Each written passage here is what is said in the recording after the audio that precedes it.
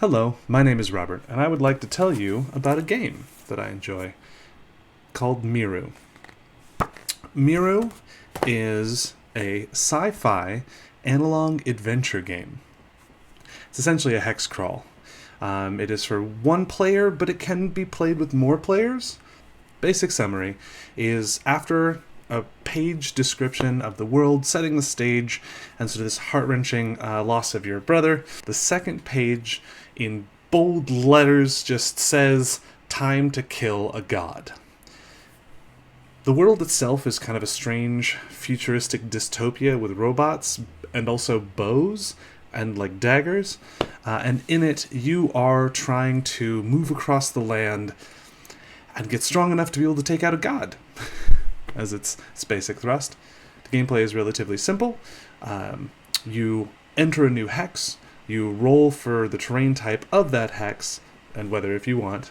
You then see if there's any events in the hex that you're in. You then advance time.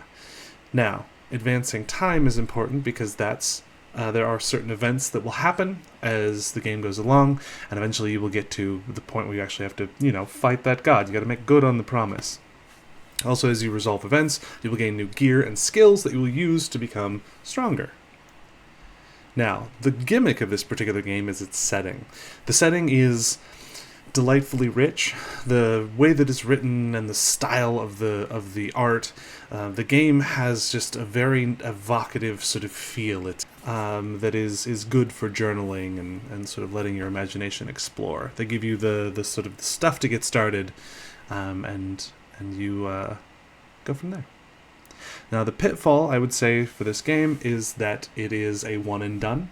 The game itself has specific events that will have it happen at specific times. Once you've experienced those events, part of the fun of the game is that sort of newness, that mystery. That being said, there are lots of games, especially video games, that once you've gone through the story of it, then it's done. And all in all, this is a relatively cheap game for it. And then why I liked it is because there is a mystery to the world.